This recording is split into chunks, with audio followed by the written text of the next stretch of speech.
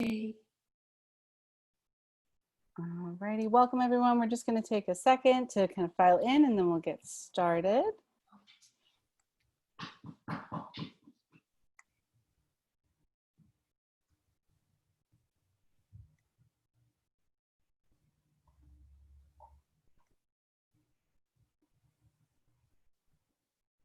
Alrighty. So thank you everyone for coming out tonight. I'm Gracie, I'm the events coordinator for print. A few little housekeeping details before we get started. If you have any questions during the event, please feel free to enter them in the chat box, which is on the bottom right, or in the question and answer function, which is on the bottom bar of your screen. If you'd like a copy of The Boy in the Field, I will make sure to include the print link so you can click right on through. And now just a quick word about our speakers. Andrea Barrett is the author of 9 books. She teaches at Williams College and lives in Northwestern Massachusetts. Margot Livesey is the New York Times bestselling author of 7 novels. Born in Scotland, Livesey currently lives in the Boston area and is a professor of fiction at the Iowa Writers Workshop. So please join me in virtually welcoming Andrea Barrett and Margot Livesey. Thank you so much, Gracie. In all circumstances, it would be wonderful to return to the amazing print bookstore, but it is especially wonderful to return with my beloved friend, Andrea, who writes, I would estimate, between 50 and 87% of my books, and who shares my brain and who makes my life better in every way. So I'm just so grateful to you for coming this evening, Andrea, to share the occasion. And I'm so grateful to all of you who made time to come this evening. I know the pandemic is unexpectedly busy, and I appreciate your taking an hour to spend with us at print. I'm going to start just by reading the opening of my novel, The Boy in the Field, as it conveniently sets up most of what happens in the book. And I should say it's set in the countryside outside Oxford, England. Here is what happened one Monday in the month of September in the last year of the last century. Matthew, Zoe, and Duncan Lang were on their way home from school. Usually they took the bus from the larger town where they attended secondary school to the smaller town where they lived. But that morning their father had said he had an errand to run and would collect them. So they waited beside the school gates and watched the bus depart. After 15 minutes with no sign of the familiar car, they began to walk along the road that led to their town. They each wore a version of the school uniform, a white shirt, black trousers, and a black pullover.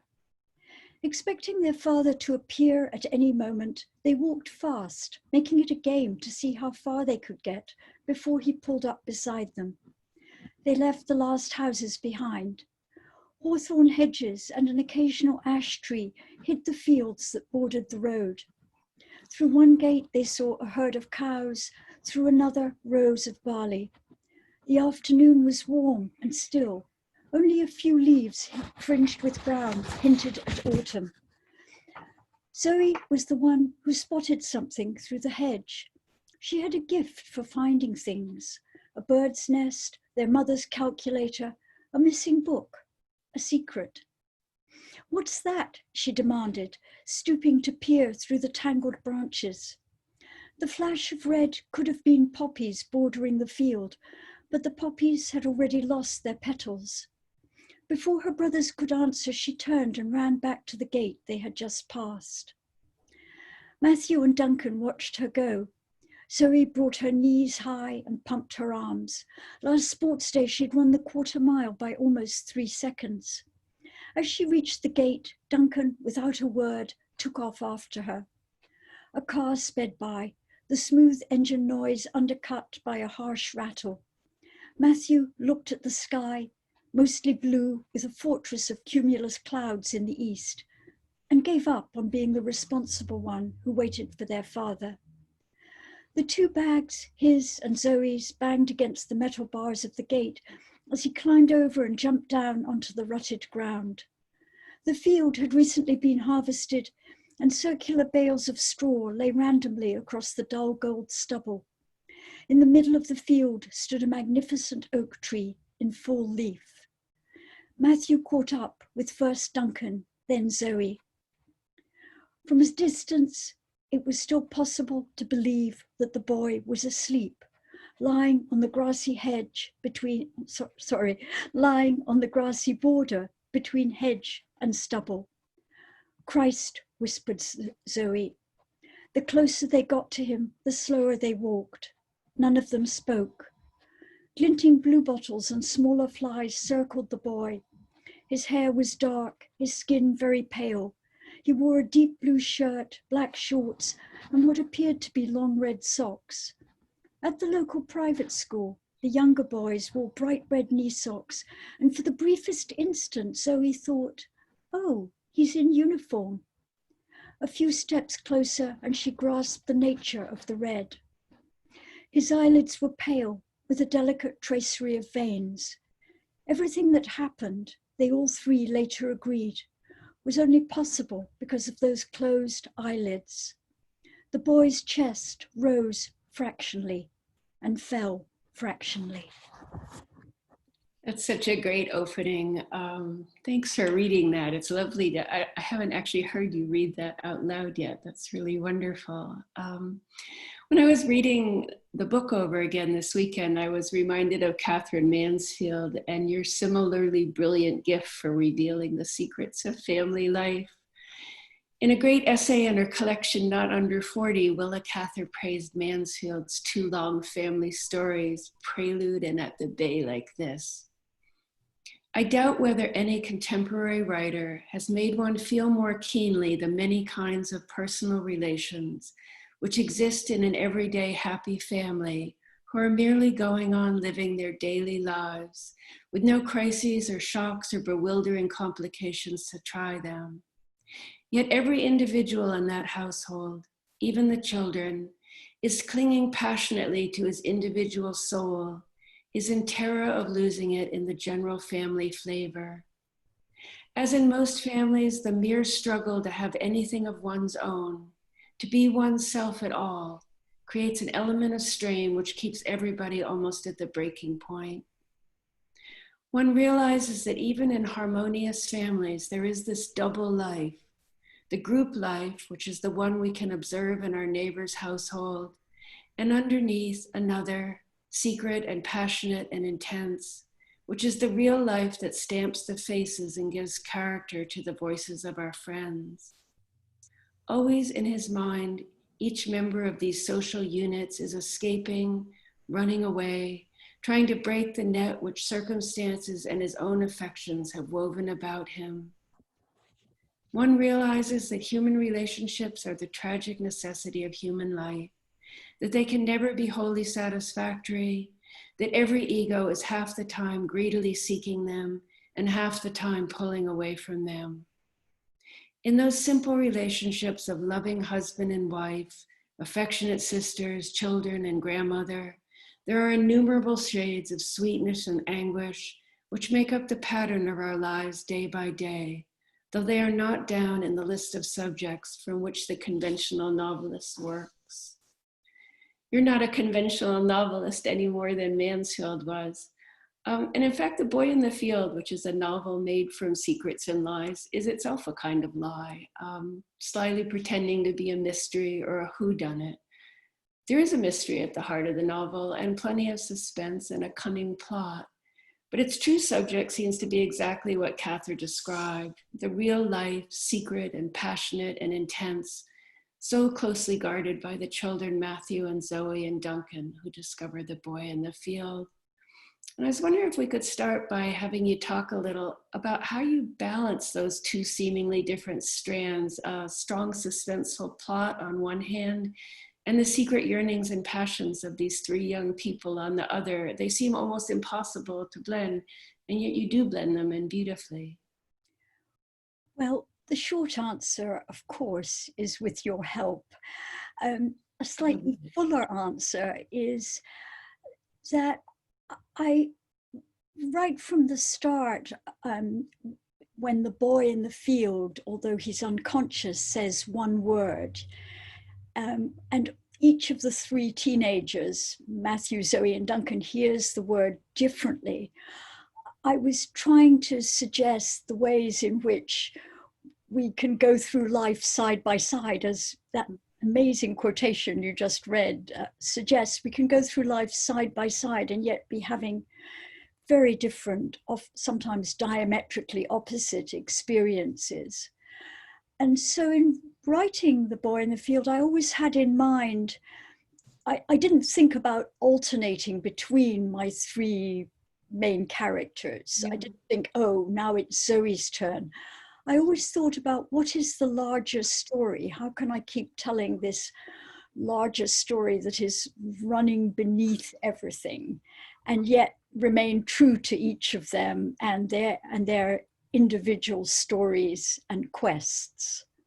That's really interesting. I particularly wanted to talk about the beginning, partly because I don't want to give away many of the novel's exquisite twists and turns, but also because beginnings are famously difficult. And this is pretty close to a perfect beginning, I think. It's a rare to find a novel where, excuse me, everything in the novel flows out. It's almost visually, I think of it as that magnificent oak in the field. The first chapter is that trunk, and then these three strong limbs, which are the children, spring out and interweave. And so that was one of my biggest questions, is whether it was it was an alternation that you were thinking of constantly, the pulse between one character and the other, or as you say, the story itself. And that's fascinating to me, that you didn't feel an urge to switch somewhat mechanically from one character to another, that you could just organically let the story drive it.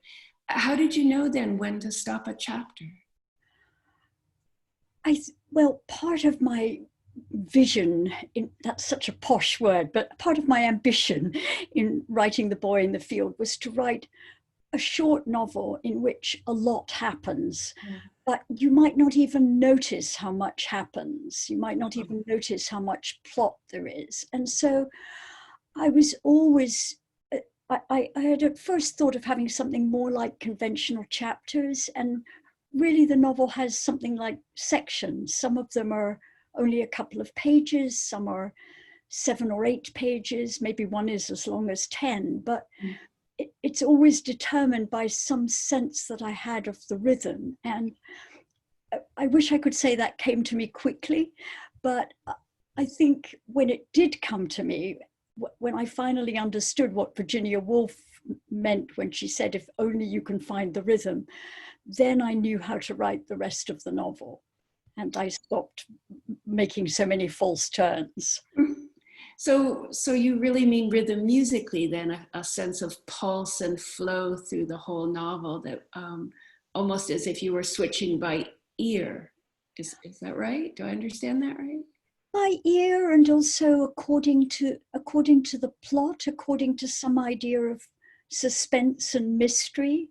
Yeah, I mean, the novel's just full of suspense and mystery, but it's really interesting that you speak about kind of consciously trying to obscure the fact that so much does happen in the novel. And you're both very successful in that, in the sense that our focus is always on the characters and on the family, not just the children, but husband and wife, the various friends and incipient boyfriends and girlfriends of the characters, the detective Hugh Price. But an awful lot does happen, and you manage to keep that as sort of a spine underneath, to always keep us focused on the lush surface, the flesh on top, which is to say it's the characters, which is kind of another way in which the novel is deceitful in a wonderful way. It's forcing us away from a primary interest in plot and towards a primary interest in character, which I think is one of the things that makes it a truly literary novel and not just a whodunit. I don't mean to take away from the pleasures of plot, but I do want to draw attention to the novel's primarily literary qualities. The language is so lovely, the structure is so unusual. It's stupid to say, was that hard to do? I know it was hard to do, but can you talk a little bit about how hard it was to do, or? Well, I certainly thought of the opening chapter as being like a painting, which I went back to over and over again, just trying to adjust the shading and the colors and the atmosphere, as it were. And I think that in later chapters, my allegiance was always to the characters and to the sentences that would carry their thoughts to the reader, as they were, as it were, and thinking how I could make those sentences both seemingly simple and yet carry some quite complicated material. And in some ways, I think of detective stories as being almost like morality tales. I think one of the reasons readers love detective fiction is because there is a really strong sense of good and evil. And you can pretty much count on the detective story to take you to a place where good wins out. And so I was interested in both using that and in subverting it. Yeah, I think you did that really well. I don't read many detective stories, but I do watch detective shows on television, so I'm familiar with the structure. And there is a very definite rhythm and a way that we get invested in the outcome. And that's also very true in this book. To go back to your reference to the opening, when you say you think of it as a painting, was it in your mind like one of the paintings that so enchants Duncan? Were you seeing like the equivalent of 5 glass bottles again and again? Andrea is referring to Duncan, who's the youngest of the 3 siblings and who is adopted and who is an artist, and his discovery of the work of the Italian painter Giorgio Morandi and Morandi's wonderful still lives, which are mostly pictures of 5 bottles or flasks or vessels. Yes, I mean, I wish I could say it held even a matchstick to Morandi, whose work I adore. But I don't mean to suggest I had set pieces, but throughout the novel, I was always trying to think in visual terms, and then to think what could lie beneath the picture, if that makes sense. And Morandi, I think came back to his subject matter over and over again, and it seems very simple, but it is in fact, I think, very complicated, and he spent a long time auditioning each bottle and vase that appeared in his paintings. That's really interesting to think about. Almost by definition, the structure you've chosen, where we enter in the first chapter into the perspectives of all 3 children, and then we fan out from there into their singular perspectives, section by section, means that we have to revisit each incident, each sight, each word that the boy in the field says again and again and again, maybe not 5 times, but certainly 3 times. So you built that into the very structure, and it constantly keeps us as readers off guard in the most pleasant way when we've seen a scene from one of the children's perspectives. Then suddenly we're in another section and we realize another of the children saw it quite differently, took quite a different message from it. And I think, but I'm not sure, that this is part of, sorry, that was foggy, but you have art as a big strand in the novel. Duncan's an incipient artist. He's very gifted. He falls in love with different pictures, and that's a big part of the novel. But the other strand is philosophy, which comes to us by way of Zoe and her interest in a graduate student in philosophy who's particularly fascinated by causation. And it seemed like you were trying to set up a kind of interplay between the way philosophers make sense of the world and the way artists make sense of the world. Is that part of what you were after there? It absolutely is. And in addition, how detectives hope to make sense of the world. Oh, of course, yeah. It was sort of my third strand, as it were. Yes, as an undergraduate, I studied philosophy and found it extremely alluring. And the way in which it both illuminates our ideas of right and wrong, but also in some way confuses our ideas of right and wrong and truth and falseness and all those big old-fashioned philosophical questions. And I should also say that I was somewhat inspired by the role of young people in our present society, by Greta Thunberg, for instance, one of my heroines, and the pupils who came forward after the Parkland shootings to organize protests, and the way young people often have such a strong ethical sense before it gets kind of murky with compromise as an adult. I'm not sure I have the ages right, but Matthew's roughly 18, Zoe's just about to turn 16, I think, and Duncan's around 13, is that right? Yeah. So they're all in that part of adolescence when our ethical perceptions are often very powerful, and when our thinking is often powerful, but people don't take us very seriously at that age for all that. And it's one of the great frustrations of being a young person. We're full of all these things, and we're not wrong to think that we see clearly in certain ways, and yet nobody will pay attention. And that is one of the things I think the novel reminds us of. It made me think of Rebecca West too, who's very good with young people that age, how powerful that time of life is, how intense those intellectual awakenings are, as well as moral awakenings, sexual awakenings, the awakenings of friendship. I feel like in this very short novel, you were able to weave all those things together. To ask you a sort of obtuse question, I can see the difference between the philosophical view of the world and the artistic view of the world, but I don't completely understand how the detective's view of the world and the philosopher's view of the world are different, even though Matthew and Zoe are so different. How do you see those two viewpoints? I think that Matthew, I think that the detective in classical terms is the person of virtue descending into the valley of shadow. And I think for Matthew, he sees the idea of clues as a thread he can follow, and it will lead him securely to one unambiguous destination. Oh, interesting. Whereas I think of philosophy as tending to complicate that destination and to suggest, no, there's nearly always ambiguity. There's nearly always another way to think about things or look at things. That's cool. You put an actual detective in the book to sort of guide Matthew and maybe inspire him. Was he always with you as a character? Or? He was not. At first, he just made a very rudimentary appearance in chapter 1. I thought, well, somebody has to do something official.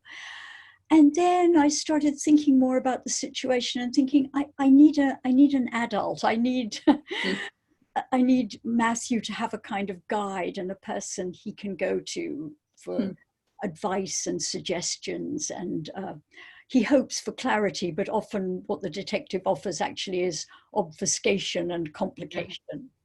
He's a great character. He's quite slyly funny, and Matthew keeps going to him for advice and information, and he was always kind and present, and he never answers Matthew's questions exactly. He answers them imprecisely because that's what he knows. He's a wonderful figure, so Matthew keeps crashing up against him. And that made me think too about the time during which the novel is set. It starts in September 1999, and I don't think I even noticed that when I was reading the early drafts, or I noticed it, but I didn't think about it. And then I realized that's such an unobvious choice. Writers often choose a time that's close to our own time or that reflects our own childhood in some way. But this is distinctly not either of those times. So it's a very chosen time for you. And I was curious about why you picked that particular time. And and also how you thought about the kind of Y2K hysteria and how that was going to affect the characters. I think especially Matthew, because he's the one who's always poking at that. Yes, I knew, like many writers, that my characters couldn't have mobile phones. So that was a huge constraint that had to be negotiated. And I also think that young people had more autonomy in some ways before there were mobile phones. They made more decisions on their own and could more easily lead their own lives. And nobody knew where we were. That was a possible situation for nobody to know where you were. It was great. Yeah, it was great. And then Y2K, I just thought, such an interesting period, those months leading up to the millennium, when everyone thought danger was coming from one place. Planes would fall from the sky, computers would implode, and danger was coming, but it was coming from somewhere else, from directions we weren't looking at. And there was something about that struck me as very important and also emblematic of our current time, when we seem surrounded by dangers, but they always or often seem unexpected. Do you think of your characters as emblematic of certain things?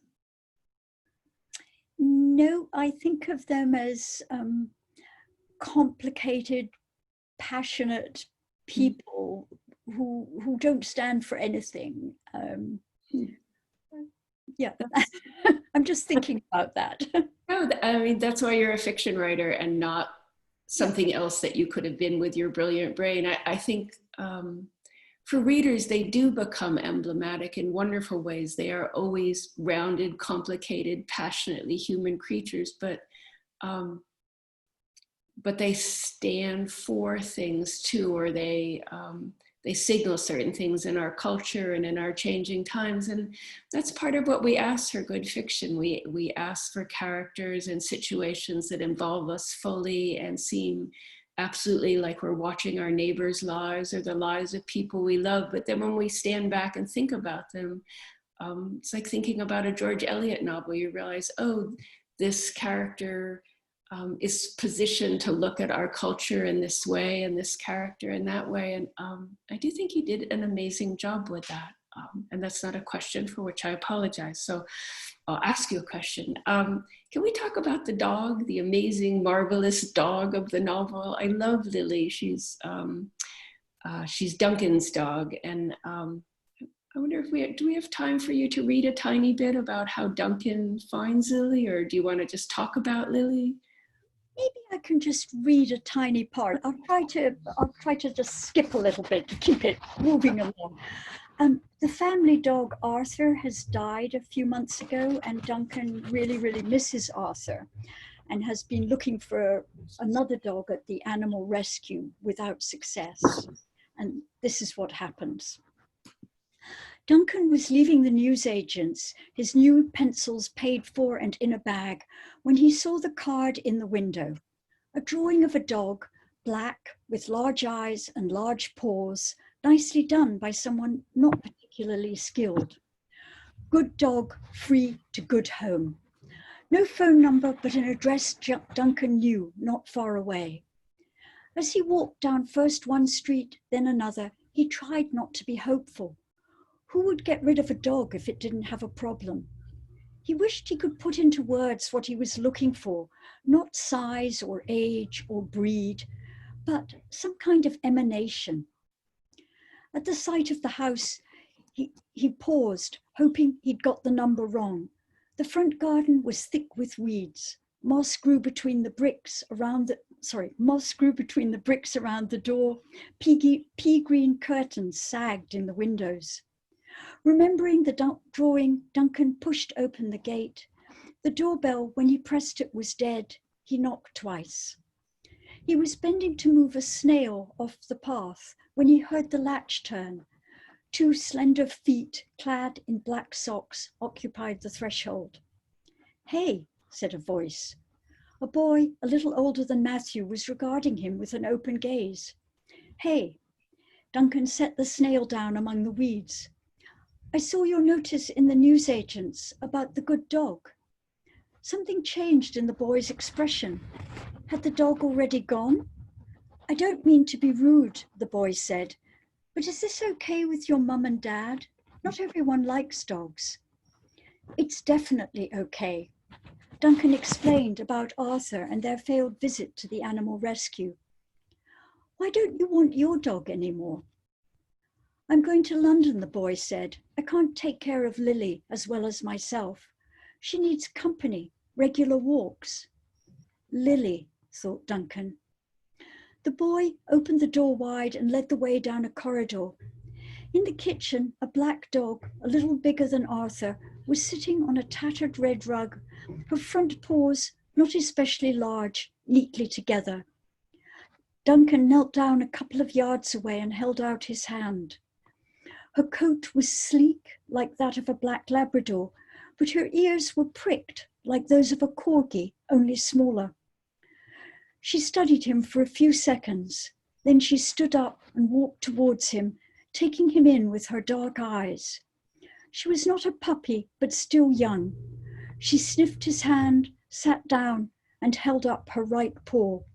The invitation was clear. Duncan felt the rough pads, the prick of nails. Lily emanated. That's so great. Lily really does emanate. She's almost Shakespearean in her wisdom and her kind of magical ability to steer the people in the family away from wrong choices. I don't recall you having such a magical animal in your fiction before. How did Lily come to enter the book? She's so great. Lily entered the book in two ways. Years ago on the tube in London, I was coming home one night and I felt somebody watching me. And when I looked across the passage, there was a dachshund sitting on a seat wearing a black coat, looking at me very pensively and poignantly. And I was absolutely enthralled by that dog. And then suddenly this loutish person took the dog away, much to my indignation. And years ago, when I visited a private school in New York, I met with a class of 10-year-olds, and they had been reading my work and they had questions for me. And one of the questions was, why didn't the animals in my stories talk? And I thought it was really a fabulous and actually very sophisticated question, because of course, in children's books, animals are just chatting away and then they suddenly shut up. And I thought, well, maybe they don't have to. Maybe I can have a dog who almost talks, or some people think she talks, or certainly she communicates.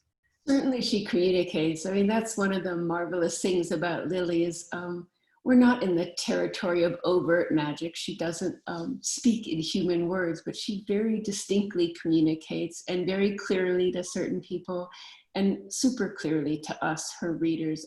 I don't think anyone gets out of this book without falling in love with Lily and wishing to take Lily home.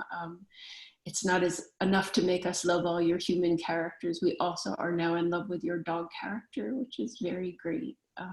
And this in such a short novel. You know, short novels are a really particular form, and there's ones we both love. I'm thinking of The House in Paris, Pale Horse, Pale Rider, the Catherine Ann Porter novel, maybe My Mortal Enemy. Oh, were those models for you, or did you want specifically to write within that very constrained shape? Those were models, and so was the work of Penelope Fitzgerald, who only wrote short novels, particularly the beginning of Spring, which is set in Moscow in, I want to say, 1919. And I also had in mind James Baldwin's heartbreaking Giovanni's Room. That's very slender too, you're right. Yeah, that's a great model. I think of as a novel of such passion and heartbreak, and yet an astonishingly small number of pages for all that it contains. Cool. But I do think it's a very delectable form. It is a delectable form. I mean, at its best, it sort of has all the compression and intensity of a story and all the depth and richness of a novel, which ought to be impossible, but yet you just listed all these great examples. Penelope Fitzgerald is just so fascinatingly good at those. She gets so much done. I was thinking there's some Graham Swift novels that are also very slender. I don't know if you'd consider those short novels, but. That's true. I mean, Last Call is Yeah. quite short. Shorters, I think. For him, yes. And I think there's another one that the title is eluding me at the moment. I feel like there is too, and there's some very short Julian Barnes novels. It's interesting that a lot of these we're talking about are British rather than American. Even the Baldwin, did he write Giovanni's Room in France rather than America? I think he did.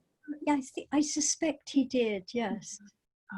So I don't know what the American equivalent is, but would you do another one, having done this delectable form once?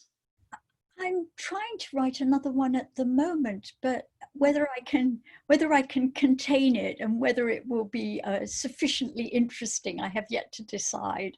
Its main virtue at the moment is that it allows me to go to Scotland every day.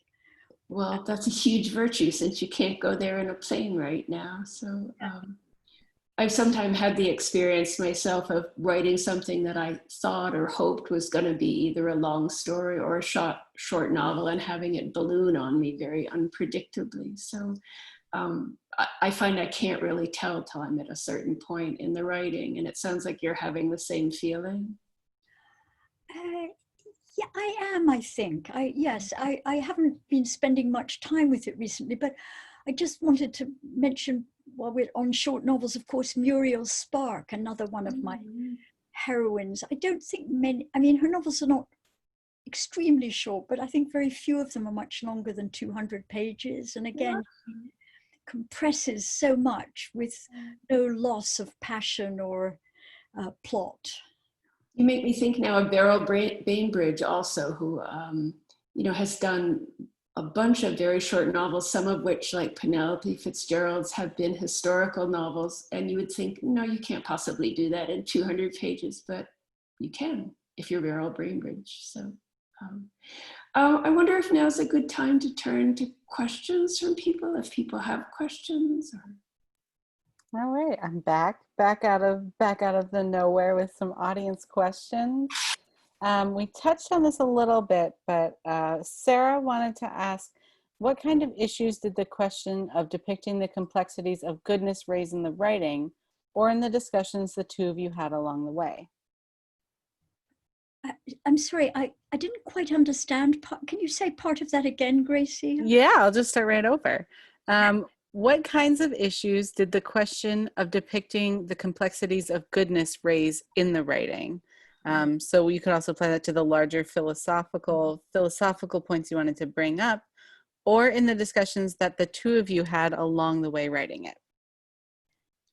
Well, the discussion part, this is probably sort of embarrassing, at least from my end, but we'll see what Margot says. I don't think we ever talked in that abstract term ever about the issues of good and evil in the novel. Maybe this is a novelist thing. It's why we're writers rather than philosophers or academics. But as I remember, our discussions were always about the characters and how good and evil were working themselves out through their characters. Is that what you remember too? I would say the same thing. I did make some conscious decisions. For instance, my characters don't swear very much. They're mostly pretty nice to each other and to their parents. They do the washing up, they do their chores, they do their homework. They don't shoplift. All good things. But I think when Andrea and I talk, it's often very much around action and detail and what we're both after psychologically in our work. And about sentences and what can be cut and what can be moved, whether a line's better at the beginning of a paragraph or the end of a paragraph, whether a line or a scene has to be there at all. we're, I think somewhat shockingly to people who don't do this, we're very brutal in a certain way with the words on the pages.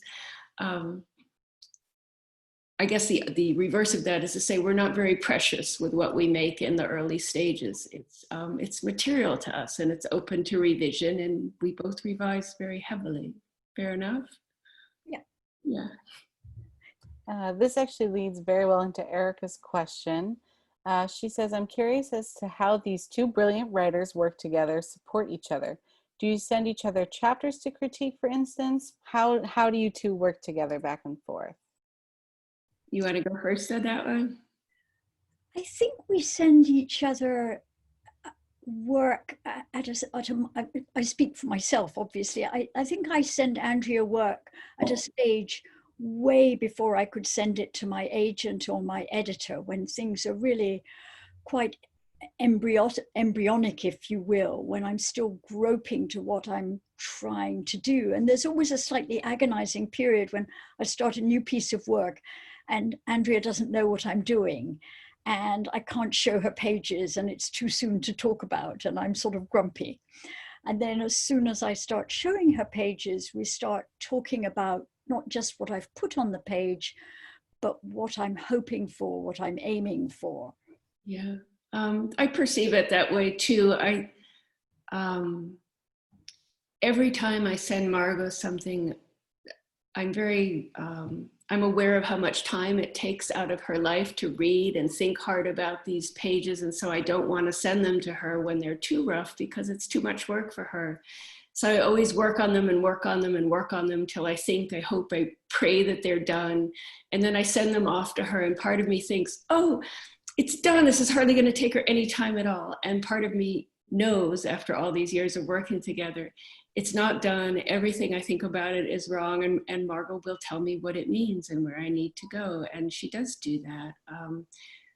I think for writers, it's really, really helpful to have someone that you can trust to read at these relatively early stages. By the time we send something to our agents and our editors, they don't have that much time these days to spend with it. And also it's a different relationship, no matter how close you are to your editor. To have a friend who's a writer interested in the same things that you can trust, to put a cold but loving, or a loving but cold eye on the words, is a really amazing gift. I wish every writer had it. It's fantastic. I'll move on to my next one. Laura asks, how does teaching influence your writing life? I would say, one of my least favorite sayings, obviously, is those who can't teach. And I completely repudiate that. And I think that teaching has made me, over the years, a better writer. I get to be in the company of brilliant young writers. I have the privilege of reading their work at an early stage. I get to see new emotions, new scenarios come onto the page. I get to discover cliches or things that have become overly familiar. Mm. So for me, teaching has enlarged my life. That said, I only teach one term a year, so I have time to take all the things I've learned in the classroom and go back to my desk by myself. What would you say, Andrea? Pretty much the same. It's a mixture, especially as a younger writer. I was not trained formally, so I really learned to write in large part through teaching. So I learned everything that I know about writing from watching Margot and my other fellow teachers, and watching my students, many of whom have been amazing. At the same time, I'm maybe less sanguine than Margot is about the time teaching aways from writing. I in my more anguished times, I've thought, after a year or two of teaching really hard, well, I just lost a book there. And I think to a certain extent that's true. I have lost books along the way because of the time of teaching. But then in more generous moods, I think, well, but I couldn't have written the books I have written had I not been teaching, because I learned so much and I read so much and I was able to think so deeply. about what writing means through the questions of my students and through my engagement with my students' work. So it probably depends mostly on which mood you catch me in. It's good, it's bad, it's good, it's bad, it's both. It's wonderful, and it takes a lot of time if you're doing it right. Okay, I have a question from Susan. Could you speak about the parents? They seem to me in an almost parallel place to the boy in the field, a mystery to be solved and understood by their children. Thank you, Susan. My parents, the parents of Matthew, Zoe, and Duncan, are Hal and Betsy. Hal is an artisanal blacksmith who has inherited the forge from his father when his father dies very suddenly. Hal is 16 when he suddenly has to take on this responsibility and doesn't get to go to university. And Betsy is a lawyer, a solicitor, working in family law. And I think of them as complementing each other, perhaps not in an obvious way. Hal does more of the domestic things. Betsy has decided to study ancient Greek on top of her very demanding job, something that I tried to do a few years ago, and I fell so far behind with the homework that I had to give up. So I'm cheering her on as she studies. And I wanted the parents to be present. I mean, you can't, I think, have young people in a novel without having some kind of parental figure, but to be somewhat in the background. I mean, they play a crucial role throughout, but their lives and their dramas are sort of in the background, and so the children's are in the foreground. One thing we didn't really talk about earlier, but which fascinates me, is you didn't give points of view to the two parents, and that's, I think you constructed the novel so cunningly that a reader hardly notices that it's always through the children we're seeing the world. But if you stand back again, you think, oh wait, the young people have all the interiority in the novel, and we never enter Hal and we never enter Betsy. And that too lends it a very particular, almost magical flavor. And I think that contributes to that kind of Shakespearean feel, that we're off in a field with a magical dog and things are going to happen and we're in Arden somewhere. I love that. Okay, I hope this question, I don't think it's giving anything away, but feel free to stop me if it does. Okay. There's a marvelous scene where the town comes together for an annual event, bringing together all these characters. Gracie, I would actually not answer that question. You got it. I'm pleased by the compliment. Very, very pleased. But I'm worried that it perhaps gives too much away. Sure, no problem. That maybe that's one that we can find a way to post the answer to after the event. Please, dear questioner, write to me at my website, Gracie. I'd be happy to answer. Absolutely. Okay, I have one that's for the both of you. Sandra asks, you two seem to be great friends as well as writing partners. Can you talk about how your friendship has evolved with relation to your work together? Sure. We've known each other for over 30 years now. We met as young writers at the Bread Loaf Writers Conference. We're both fairly reticent meeting new people, so it took us a little while. We were both so polite with each other for quite a while. I think sharing work actually made our friendship ripen more quickly than it might have otherwise. We've always lived in different cities, and we've always not been able to see each other as much as we like, but because we share our brains, essentially, it's a way of deepening a friendship that really isn't comparable to much else. It's not our work is not our whole life, but it is a huge part of our lives. And when I share that so intensely with someone, I can't help but share in every aspect of that person's life. I feel like I know Margot pretty well after all this time. And I would say the same, and add also that we share work, but we also share reading together. And that seems an important thing to mention, especially in a bookshop, that it's part of our work, part of our figuring out our aesthetics, that we're reading things, most recently Willa Cather, and going back and forth discussing novels and stories.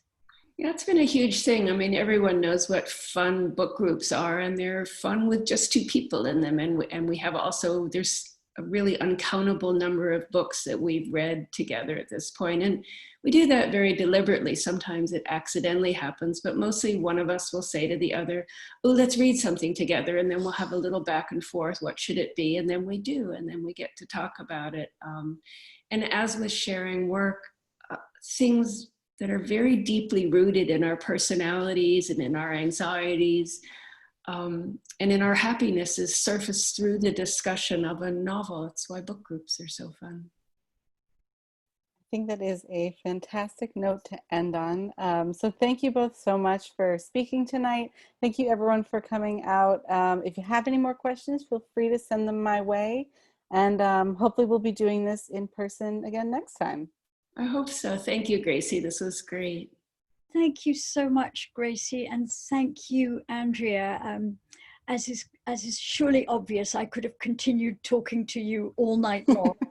I wish we were in the same room right now. It's so wonderful to see your face, but also I so wish we were all sitting together in the same room, but here we are. It's way better than nothing. So. Exactly. All right. Well, thank you, everyone. I'll say goodnight and hope to see you all soon. Take care. Bye-bye. Bye.